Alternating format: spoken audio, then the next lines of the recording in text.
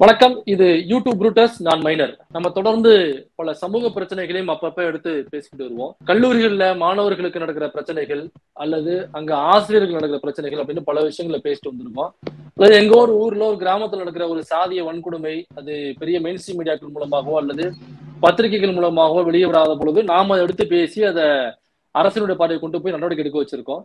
அந்த வகையில இன்னைக்கு கும்பகோணம் அரசு கலைக் கல்லூரியில அங்க படிக்கிற மாணவர்களுக்கு ஒரு சாதிய வன்கொடுமை அங்க இருக்கிற ஒரு இடைநிலை சாதியை சேர்ந்த ஒரு ஆசிரியர் அவர் மூலமாக ரொம்ப ஆபாசமாக கொச்சையாக அந்த மாணவர்களை குறிப்பா பட்டியல் சமூகத்து மாணவர்களை பேசுவது, பட்டியல் சமூகத்தை சேர்ந்த பெண் மாணாக்கர்களை ரொம்ப ஆபாசமா பேசுறது, ஆண் மாணாக்கர்ல ரொம்ப ஆபாசமா கொச்சையா பேசுறது, ரெண்டு பேரும் இணைச்சு வச்சு பேசுறது அப்படின்னு நம்மளுடைய கற்பனைக்கு எட்டாத சில வார்த்தைகள் எல்லாம் கூட ஒரு பொதுவெளியில வகுப்பறையில பேசியிருக்காரு அப்படிங்கிறது ரொம்ப அதிர்ச்சியா இருந்துச்சு. சோ இதையொட்டி நமக்கு சில தகவல்கள் அங்கிருந்து கிடைச்சிச்சு. அப்புறம் என்னன்னு கிடைக்கும் பொழுது அங்க படிக்கிற கார்த்தி அப்படிங்கிற மாணவரே அது சம்பந்தமான தகவல் நம்மளோட பகிர்ந்து வந்திருக்காரு. தொடர் வணக்கம். வணக்கம். வணக்கம் தொடர். உங்க பேர் கார்த்தி, நீங்க அந்த அரசு கலைக்கல்லூரி கும்பகோணத்துல படிக்கிறீங்க இல்லைங்களா? சரிங்களா? ஆமாங்க தொடர். நீங்க அங்க என்ன படிக்கிறீங்க என்னங்கிறத கொஞ்சம் சொல்லிருங்க. சரி, வணக்கம். என் பேர் கார்த்தி. நான் கும்பகோணம் அரசினர் கலைக்கல்லூரி தன்னாட்சியில புவியியல் துறையில முதுநிலை 2ஆம் ஆண்டு இறுதி ஆண்டு படிச்சுக்கிட்டு இருக்கேன். எங்க கல்லூரியில தொடர்ச்சியா சாதிய சொல்லி மாணவர்களை திட்டுறதும் சாதிய கருத்துக்களை மாணவர்கிட்ட திணிக்கிறதும் அதிகமாவே இருக்கு. ஏற்கனவே இதே துறையில வடிவேலுங்கிற பேராசிரியர் இதே வேலையை தான் தொடர்ச்சியா மாணவர்கிட்ட செஞ்சுட்டு வந்தாங்க. அவங்க சாதிய கருத்தையும் சாதிய வெறியையும் மாணவர்கிட்ட அதிகமா காட்டிட்டு வந்தாங்க. அதன் தொடர்ச்சியாக மணியோசை என்கிற பேராசிரியர் மாணவர்கள்ட்ட ரொம்ப இழிவான வார்த்தையும் கொச்சை சொற்களையும் ஆபாச சொற்களையும் சொல்லி பேசிக்கிட்டு இருக்காங்க. இதை நாங்க எத்தனையோ முறை துறைத்தலைவர்கிட்ட குறை கூறியும் அவர் எந்த ஒரு நடவடிக்கையும் எடுக்கல. இதெல்லாம் சும்மா சகஜம், சும்மா போங்கப்பா, இதெல்லாம் கண்டுக்காதீங்க அப்படின்னு சொல்லிட்டு போறாங்க. அதனால அந்த மணியோசுங்கிற ஆசிரியர்கிட்ட நாங்க நேரடியா போய் சொல்லிருக்கோம், சார் நீங்க பேசுறது எங்களுக்கு ரொம்ப மன வருத்தமா இருக்கு, இந்த மாதிரி பேசாதீங்க அப்படின்னு சொன்னாலும், நான் கிட்டத்தட்ட இந்த காலேஜ்ல 10 வருஷத்துக்கு மேல வேலை பார்க்கறேன், என்னை எவன் என்னடா புடுங்க முடியும், ஒன்றும் பண்ண முடியாது, என் தெரிந்த தம்பி நீங்க போங்கடா, இதெல்லாம் பெருசா போடா அப்படின்னு சொல்றாங்க. அது மட்டும் இல்லாம நான் பேசினாலும் உங்களால என்ன பண்ண முடியும், எனக்கு சங்கம் இருக்கு, சங்கம் என்னை காப்பாத்தும் அப்படின்னு சொல்லிக்கிட்டு இருக்காங்க. இந்த மாதிரி பிரச்சனையை நாங்க வெளிக்கொண்டு வரத்துக்கு மாணவர்கள் ரொம்ப தவிக்கிறோம். இந்த மாதிரி பிரச்சனையை நாங்க எடுத்து போய் நிர்வாகத்தை சொன்னாலும் நிர்வாகமே இதுக்கு எந்த ஒரு நடவடிக்கையும் எடுக்கிறதில்ல. அதனால மாணவர்கள் நாங்க கடைசியா போராட்டத்துல தான் ஈடுபடுற மாதிரி இருக்கு. அதே போல வகுப்பறையில ஒரு ஆணும் பெண்ணும் மாட்டு சமூகத்தை சேர்ந்த ஆளா இருந்தா அவங்க பேசிக்கிட்டா அந்த பெண்ணையோ ஆணையோ தனிப்பட்ட முறையில அழைச்சிட்டு போய் தனிப்பட்ட முறையில கூப்பிட்டு அவங்கள போய் அது பெண்ணாக இருந்தா பஞ்சு நெருப்பும் பக்கத்துல இருக்கும், எப்ப பத்திக்குன்னு சொல்ல முடியாது, நம்ம தான் பார்த்து பத்திரமா இருக்கணும் அப்படின்னு சொல்லி அவங்கள பிரிக்கிறாங்க. இதே போல வடிவேலுங்கிற பேராசிரியர் ஒரு நிமிஷம் பிரிக்கிறாங்க அப்படின்னாக்கா சும்மா சகஜமா நட்பா பேசிட்டு இருக்காங்க அல்லது படிப்பு சம்பந்தமான ஏதோ ஒரு டிஸ்கஷன் ஆணும் பெண்ணும் சேர்ந்து பேசிட்டு இருக்கும் பொழுது இவங்க தவறா புரிஞ்சுக்கிட்டு அதை ஆணும் பெண்ணும் பேசக்கூடாது, தனித்தனியா தான் இருக்கணும், பேசவே கூடாது அப்படிங்கிற மாதிரி பேசுறாங்களா இல்ல வேற எப்படி இதை புரிஞ்சுக்கிறது? இல்ல தோழர், நாங்க ஒரு தோழமை உணர்வோட தான் நாங்க பேசிக்கிட்டு இருக்கோம். ஆனா அவங்க பார்வையில ஒரு பட்டியலினத்து மாணவன் எப்படி தன்னோட சமூகத்தாள்கிட்ட பேசலாம் அப்படிங்கிற பார்வையில அந்த பெண்ணை தனிமையில அழைச்சு நீ அவங்க தனிப்பட்ட முறையில நீ நம்ம ஆளோட சேர்ந்து போ, காலேஜ் டைம் முடிஞ்சா நீ போயிடு. ஏன்னா எதுக்கு சொல்றேன்னா, இது எப்போதுமே ஒரே மாதிரி இருக்காது, பஞ்சு நெருப்பும் பக்கத்துல இருக்கும், எப்ப பத்தின்னு சொல்லணும், நம்ம தான் பார்த்து பத்திரமா இருந்துக்கணும், இந்த மாதிரி அவங்கள்ட்ட சொல்லி அவங்கள பிரிக்கிறாங்க. இதே ஆசிரியர் தான் இதுக்கு முன்னாடி இருந்த முதுநிலை 2ஆம் ஆண்டு MSc ஒரு வகுப்பறையில ஒரு ஆணும் பெண்ணும் சகஜமா பேசிக்க மாட்டாங்க. காரணம், அவங்கள்ட்ட இவங்க உணர்த்தியது வெறும் சாதியை மட்டும்தான் கத்துக் கொடுத்தாங்க. கல்வி கத்துக் கொடுக்க வேண்டிய இடத்துல கல்வி அவங்க ஒரு நாளும் கத்துக் கொடுக்கல, சாதிய கருத்தை மட்டும் திணிச்சு நம்ம பசங்க எல்லாம் தனியா இருங்க, நம்ம பசங்க தான் படிச்சு மேல வரணும் அப்படின்னு சொல்லி பேசி ஒரு வகுப்பறையில 2 பிரிவா பிரிச்சு வச்சுட்டாங்க. அது மட்டும் இல்லாம எங்க கல்லூரியில அதிகமா SC மாணவர்கள் தான் அதிகமா படிக்கிறாங்க. இதுவே இந்த சங்கத்தில் உள்ள ஆட்களுக்கு யாருக்கும் இது பொதுவா பிடிக்க மாட்டேங்குது. இல்லாதவங்களுக்கு மட்டும்தான் இந்த கல்லூரி அதிகமா ஒரு வரப்பிரசாதமா இருக்கு. இருந்தாலுமே இவங்க இந்த பட்டியலினத்து மாணவர்கள் அதிகமா நம்ம கல்லூரியில இருக்காங்க, நம்ம ஆளுங்க உள்ள வர முடியல, நம்ம ஆளுங்க நம்ம சம்பந்தப்பட்ட நம்ம சமூகத்து ஆளுங்க இதுக்கு வேலைக்கு வர முடியல, அதனால இவங்களை ஒழிக்கணும் அப்படின்னு சொல்லி தொடர்ச்சியா அந்த வேலையை பார்த்துட்டு இருக்காங்க. இந்த மாதிரி பிரச்சனை அவங்க வெளில கொண்டு வந்தா எங்க துறையிலேயே இந்த மாதிரி இந்த மாதிரி சாதிய உணர்வு மாணவர்களுக்கு இவங்க தான் ஸ்டாஃபுங்க தான் தூண்டி விடுறாங்க அப்படின்னு சில பேராசிரியர் போய் கடிதம் கொடுக்குறாங்க. இவங்க தான் இந்த மாதிரி தூண்டி விட்டாங்க அப்படின்னு கடிதம் கொடுக்குறாங்க. இதுக்கு நாங்க இந்த மாதிரி பிரச்சனை இருக்குது அப்படின்னு துறை தலைவர்கிட்ட எத்தனை முறையிட்டாலும் இது சகஜப்பா எல்லாம் கடந்து போங்க அதை மட்டும்தான் சொல்றாங்க. எங்க பிரச்சனைக்கு எந்த ஒரு முடிவையும் கேட்டு தீர்வும் கொடுக்க மாட்டாங்க. எனவே மாணவர்கள் இந்த விஷயத்த சொல்ல போனோம்னாக்கா வேற ஒரு ஆசிரியர், அதே பட்டியல் சமூகத்தை சேர்ந்த ஒரு ஆசிரியர், அங்க வேலை பார்க்குற ஒரு ஆசிரியர், அவர் தான் அதை தூண்டி விடுறாரு அப்படின்னு சொல்லி மடைமாற்றம் செய்யறாங்க அப்படின்னீங்க. நான் அந்த விஷயத்துக்கு பின்னாடி வர்றேன். இப்ப ஃபர்ஸ்ட் அந்த ஆசிரியர் மணியோசைங்கிற ஆசிரியர் தான் பட்டியல் சமூகத்து மாணவர்கள், குறிப்பா பட்டியல் சமூகத்து மாணவர்கள் ரொம்ப ஆபாசமா கொச்சையா பேசுறது, மாணவர்களும் மாணவிகளும் பேசிக்கிட்டாங்க. அதாவது பட்டியல் சமூகத்து மாணவர்களும் மாற்று சமூகத்தை சேர்ந்த மாணவிகளும் சாதாரணமாக பேசிக்கிட்டு இருக்கும் பொழுது அந்த பொண்ணை கூப்பிட்டு தனிப்பட்ட முறையில பஞ்ச நிற்பந்தா பத்திக்க நீங்க ஒண்ணு சேரக்கூடாது, நம்ம பசங்க கூட நீ பழகு போ, அந்த பசங்க சேராது அப்படிங்கிறது மணியோசை அப்படிங்கிற ஆசிரியர் தான் நீங்க பண்றாருன்னு சொல்றீங்க. அவர் குறிப்பா பட்டியல் சமூகத்து மாணவர்களை என்ன சொல்லி பேசுறாரு, அந்த என்னென்ன வார்த்தைகள் பயன்படுத்துறாரு அப்படிங்கிறதையே நீங்க சொல்லிட்டீங்கன்னாக்கா பாக்குறவங்களுக்கு அது ஈஸியா புரியும். இல்லைனாக்கா அவங்க கற்பனையில வேற என்ன நினைச்சுப்பாங்க. எக்ஸாக்டா என்னென்ன பேசுறாரு அப்படிங்கிற வார்த்தையை நீங்க கொஞ்சம் பதிவு பண்ணுங்க. சரி தொடர். எந்த மாதிரி வார்த்தையை நான் பயன்படுத்துறாங்கன்னா, வகுப்பறைக்கு நாங்க லேட்டா வந்தா ஏன்டா லேட்டா வந்து கேட்க மாட்டேன். எங்க காலையிலே பொட்டை திட்டு அழிஞ்சிட்டு வரியா, காலையிலே வடையை கொத்துறோம், எப்ப பாரு நாய் கொத்த மாதிரி கொத்துட்டு அலையணுமா, பொட்டா எங்கடா நீங்களாம் படிச்சு என்னடா பண்ண போறீங்க, மாட்டுக்கார போய் மாடு மேய்ங்கடா, இந்த மாதிரி தான் தொடர்ச்சியா சொல்லிட்டு இருக்காங்க. அதே போல ரொம்ப இழிவா ஒரு பெண்களை பட்டியலின பெண்களை சாப்பிட்டியா அப்படின்னு கேட்க மாட்டாங்க. கஞ்சி கிஞ்சி அடிச்சு குடிச்சு வந்தியா அப்படின்னு ஒரு முகத்துல எந்த ஒரு சுழிப்புமே இல்லாம சிரிச்சபடி அந்த மாதிரி வார்த்தையை, அருவருப்பான வார்த்தையை அவ்வளவு அழகா சொல்லி மாணவர்கிட்ட பேசுறாங்க தோழர். இது ரொம்ப மனவேதனையா இருக்கு. எனவே தமிழக அரசு வார்த்தைகளை நீங்க சொன்னீங்க சில வார்த்தைகள் ரொம்ப ஆபாசமான வார்த்தைகளை, பெண்ணினுடைய உறுப்புகளை வச்சு வர்ற வார்த்தைகள் அல்லது பாலியல் சம்பந்தமான வார்த்தைகள், இதெல்லாம் சொல்லி பேச சொன்னீங்க. எக்ஸாக்டா அப்படியே பேசுறாரா அல்லது வேற மறைமுக சொற்களை போட்டு அதை உணர்த்துற மாதிரி பேசுறாரா? இல்ல அப்படியே நேரடியா அந்த கொச்சான வார்த்தை அவரை கொச்சையா பேசுறாங்க. அப்படியே நேரடியா சார் நீங்க பேசுங்க. ஓகே, அப்படி பேசுறது தனிப்பட்ட முறையில நீங்களும் அந்த மாணவரும் தனியான ஒரு அறையில இருக்கும்போது பேசுறாரா அல்லது வகுப்பறையிலேயே இருக்கும்போது எல்லா மாணவர்களுக்கும் மத்தியில ஒரு குறிப்பிட்ட பட்டியல் சமூக மாணவர்கள் மட்டும் லேட்டா வரும் பொழுது அல்லது உள்ள கண்டிக்கும் பொழுதோ அல்லது வேற எதுக்கோ பேசும் பொழுது இப்படி வகுப்பறையில பொதுவான இடத்துலயும் அந்த வார்த்தையை பயன்படுத்துறாங்க? பொதுவான இடத்துலயும் எப்ப பார்த்தாலும் பேசுவாங்க. வகுப்பறையில ரொம்ப அருகில பக்கத்துல பேசுறாங்க. இந்த மாதிரி வார்த்தையை பயன்படுத்தி பேசுறாங்க. நீங்க புகார் கொடுத்திருக்கீங்க, அதாவது உங்க கல்லூரி முதல்வர்கிட்ட சம்பந்தப்பட்ட நிர்வாகத்துறை புகார் கொடுத்திருக்கீங்க. இந்த வார்த்தைகள்லாம் பயன்படுத்தியே எங்களை திட்டுறாங்க பொதுவெளியில, அது எங்களுக்கு மன உளைச்சலாக இருக்கிறது, நீங்க நடவடிக்கை எடுக்கணும்னு சொல்லி ஏற்கனவே புகார் கொடுத்திருக்கீங்க, நடவடிக்கை எடுக்கல, சரியா நான் சொல்றது? ஆமாங்க தோழர், இன்னும் நடவடிக்கை எடுக்கவே இல்லை. ஓகே, இப்படி புகார் கொடுத்ததுக்கு தலைமை என்ன ரிப்ளை பண்ணுச்சு உங்களுக்கு? மாணவர்களுக்கு என்ன ரிப்ளை கொடுத்தாங்க? எப்படி இந்த மாதிரி ஒரு ஆசிரியர் ஒரு மாணவர்கிட்ட எப்படி இந்த மாதிரி பேசுவாங்க, இதை மட்டும் தான் கேட்கறாங்க. அவங்க பேசினது எல்லாம் உண்மை. நாங்க போய் இந்த மாதிரி கடிதத்துல அவங்க சொன்ன வார்த்தையை எந்த ஒரு மாற்றமும் இல்லாம இந்த மாதிரி தான் எங்களை பேசுறாங்க அப்படின்னு எழுதி கொடுக்குறோம். ஆனா அதை எங்க கடிதத்தை ஏற்க அந்த நிர்வாகம் மறுக்குது. அந்த சங்கத்தை சேர்ந்த ஆசிரியர்லாம் ஒண்ணு சேர்ந்து இதை இந்த மாதிரி அவர் சொல்லியிருக்க மாட்டாரு அப்படின்னு அவங்க தனிப்பட்ட போக்குல இந்த பிரச்சனையை அவங்க தனிப்பட்ட முறையில் தீர்மானத்துக்கு கொண்டு போறாங்க. இதுக்கு முழுக்க மாணவர்களை சில குறிப்பிட்ட எல்லாரையும் பொதுவா அவளை கல்லூரி பசங்க இருக்க இடத்துல எல்லாருமே பொதுவா அந்த வார்த்தை சொல்லி திட்டுறது இல்ல. குறிப்பிட்ட பட்டியலினத்து மாணவ மட்டும் குறி வைத்து இந்த மாதிரி வார்த்தையை தொடர்ச்சியா பயன்படுத்துறாங்க. நம்ம முதலாம் ஆண்டு மாணவர்கிட்ட இதே மாதிரி பேசியிருக்காங்க.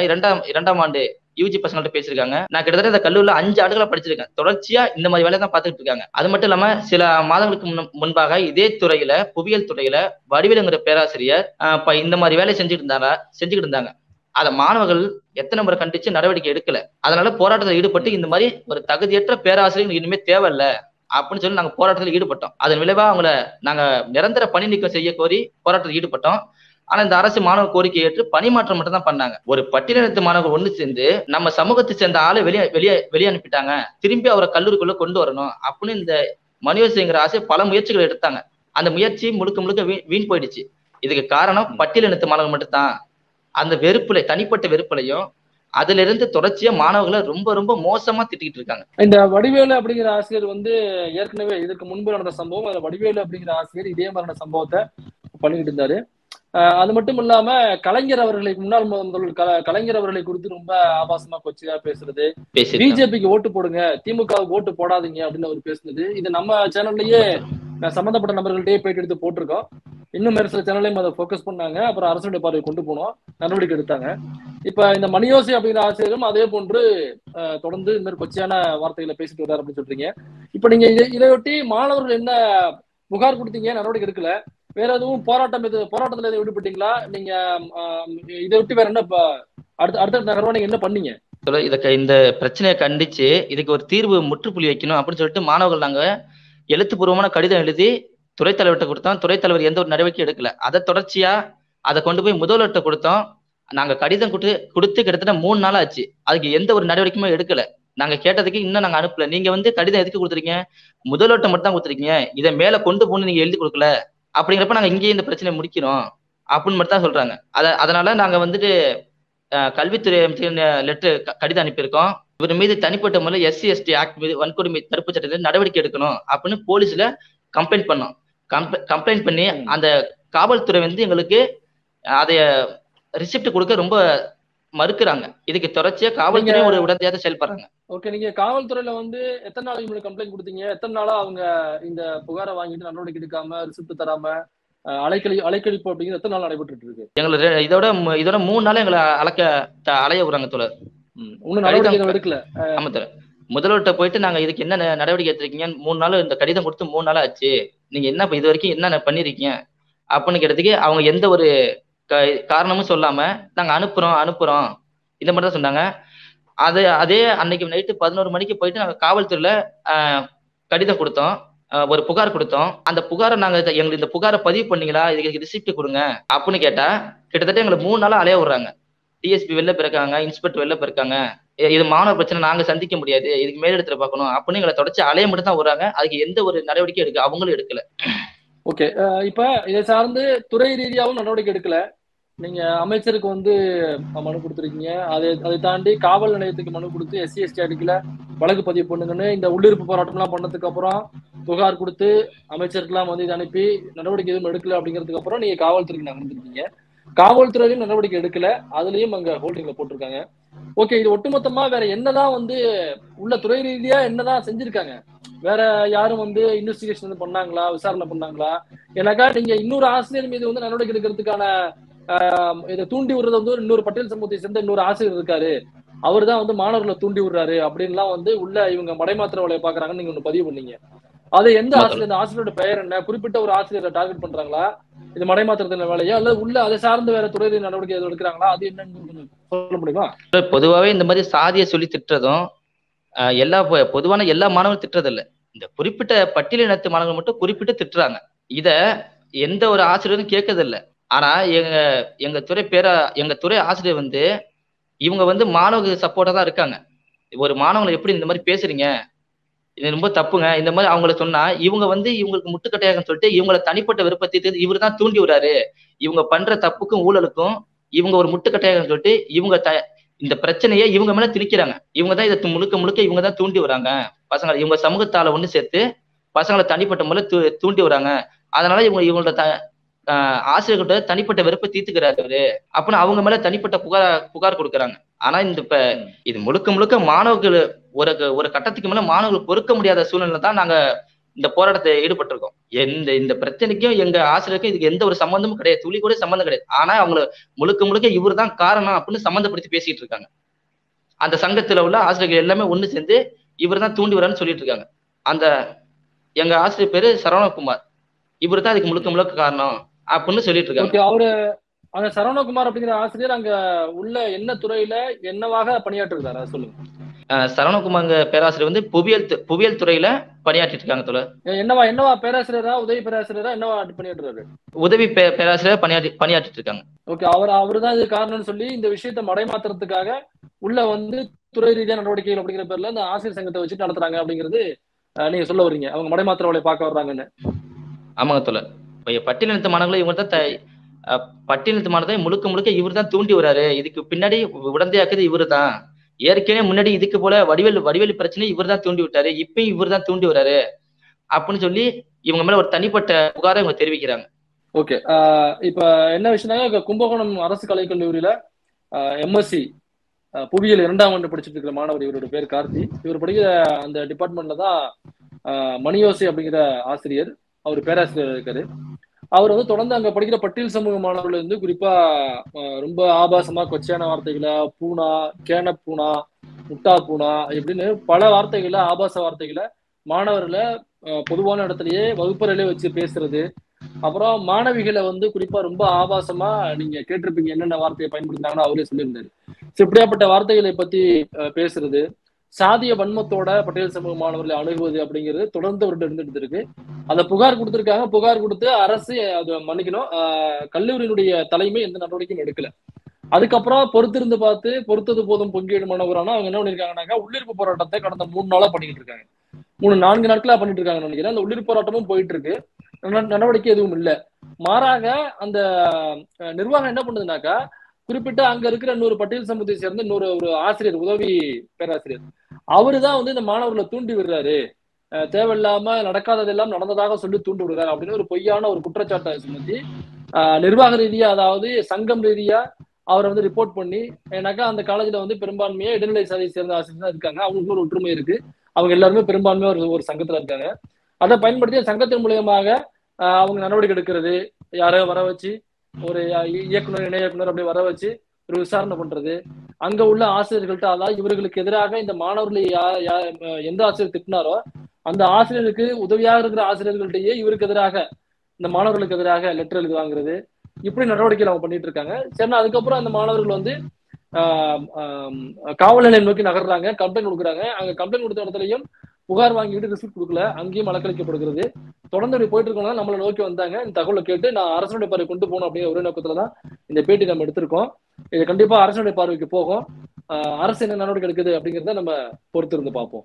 ஏன் அப்படின்னாக்கா, நீங்க கேட்கிறவங்களுக்கு இப்படி எல்லாம் பேசுவாங்களா, இப்படி எல்லாம் வந்து பொதுவெளியில பேசுவாங்களா அப்படின்னு இந்த சென்னை மாதிரியான சிட்டிகள்ல, நகரங்கள்ல வாழக்கூடிய நபர்களுக்கு தோன்றலாம். இவர் இருக்கிற ஏரியாங்கிறது கும்பகோணம், அந்த பக்கம் டெல்டா ஏரியா. டெல்டா, நானும் திருவாரூர் மாவட்டம் தான், டெல்டா ஏரியா தான். அங்க சாதி அப்படிங்கிறது எந்த அளவுக்கு வேரூன்றி போன ஒரு விஷயம். அங்க பட்டியல் சமூகத்தை சேர்ந்தவர்களுக்கு எவ்வாறான சாதிய கொடுமைகள் அங்க இருக்கிற இடைநிலை சாதியை சேர்ந்தவர்கள் மூலமாகவும் அல்லது பார்ப்பன சமூகத்தை சேர்ந்தவர்கள் மூலமாகவும் ரொம்ப ஈஸியான முறையில ரொம்ப போறப்போக்கில் எப்படி நடக்கும் அப்படிங்கிறது நல்லாவே தெரியும். அதை நான் பார்த்தவன், அதுல நான் கண்முறை நிறைய நடந்திருக்கு. சோ அதனாலதான் வந்து இது இங்க இருந்து பாக்குறவங்களுக்கு நடந்திருக்குமா அப்படின்னு நீங்க ஆச்சரியமா பாப்பீங்க. கண்டிப்பாக அங்க உள்ள ஏரியாக்கள்ல ரொம்ப சகஜமாக நடக்கக்கூடிய ஒரு நிகழ்வு. அதனால திரும்ப திரும்ப இப்படியாப்பட்ட நிகழ்வுகளுக்கு ஆரம்பத்திலேயே முற்றுப்புள்ளி வைக்காம இருந்தோம்னாக்கா, திரும்ப மணிப்பூர் மாதிரியான ஒரு வீடியோ வந்தா தான் நாங்கள்லாம் பேசுவோம் அப்படின்னாக்கா, கும்பகோணத்துல மணிப்பூர் மாதிரியான ஒரு வீடியோ வந்தா தான் அப்ப நடவடிக்கை எடுக்குமா அந்த அரசு, அல்லது இங்க உள்ள ஊடகங்களை பத்தி பேசுமா அப்படிங்கிறத பொறுத்து இருந்து பார்ப்போம். தோழர் கார்த்தி, நாம முன் வச்சிருக்கோம், அரசு என்ன நடவடிக்கை எடுக்குது அப்படிங்கிறத பொறுத்து இருந்து பார்ப்போம். நடவடிக்கை எடுக்கலனாக்கா மீண்டும் நாம இதை பத்தி பேசுவோம். சொல்லுங்க. மாணவர் கோரிக்கை ஏற்று இந்த தமிழக அரசு உடனடியாக இது போன்ற சாதிய உணர்வையும் சாதிய வன்மத்தையும் பட்டியல் இனத்து மாணவர்களை வன்மையா திணித்து கொண்டிருக்கும் பேராசிரியர் ஆர் மணிவசி அவர்கள் மீது நடவடிக்கை வன்கொடுமை தடுப்பு சட்டத்தின் கீழ் நடவடிக்கை எடுக்குமாறும், அவரை நிரந்தர பணி நீக்கம் செய்யுமாறும், அதற்கு துணை போகிய துறைத்தலைவர் கோபு மீது உரிய நடவடிக்கை எடுக்குமாறும் மாணவர்கள் சார்பாகவும் குடந்தை கல்லூரி மாணவர்கள் சார்பாகவும் கேட்டுக்கொள்கிறோம். ஓகே, இப்ப இதை பார்க்கும் பொழுது ஐயோ ஒரு ஆசிரியர் அவரை கைது பண்ண சொல்றாங்களே, அல்லது அவரை வந்து பணி நீக்கம் செய்ய சொல்றாங்களே, அவருக்கு பின்னாடி குடும்பம் இருக்குமே, குட்டி இருக்குமே அப்படின்னு பாத்தீங்கன்னா, அப்ப இவரால் பாதிக்கப்பட்ட அங்க நூற்றுக்கணக்கான பட்டியல் சமூகத்து மாணவர்கள் இருக்காங்க. ஒரு மாணவருக்கு பின்னாடியும் ஒரு குடும்பம் இருக்கு. அவர்களுக்கும் பிள்ளை குட்டிகள் ஃபியூச்சர்ல ஆகும். இப்பொழுது அவங்களுக்கு பின்னாடி தங்கை தம்பிகள் இருப்பாங்க. இவர் படிச்சுட்டு போய் தான் ஒரு 15,000 சம்பளத்துல உட்காந்து அதுல அந்த குடும்பம் வாழ வேண்டிய சூழலா இருக்கும். இப்ப இவருடைய போக்குங்கிறது மனநிலையா அவங்களுக்கு படிப்பை விட்டு வெளியேற வேண்டிய, டிராப் ஆக வேண்டிய சூழ்நிலைக்கு வந்து இவங்க படிப்பை விட்டு வெளில போனாங்கன்னாக்கா, இப்ப இந்த நூற்றுக்கணக்கான குடும்பத்துக்கு யார் பொறுப்பேற்பது? மணியோச சம்பளம் வாங்கி எல்லாரும் குடும்பத்தையும் தருவாரா? அதனால நடவடிக்கை எடுக்கணும்னா, ஐயோ அவங்களுக்கு பிள்ளை குட்டிகள் இருக்கு அப்படின்னாக்கா, அங்க பாதிக்கப்படுற நபர்களுக்கும் பிள்ளை குட்டிகள் இருக்கு என்பதை பார்க்கின்ற நேயர்கள் மனதில் வச்சுப்பாங்க நினைக்கிறேன். தொடர் பொறுத்திருந்து பார்ப்போம் என்ன நடக்குதுன்னு. நன்றிங்க. நன்றி தொடர்.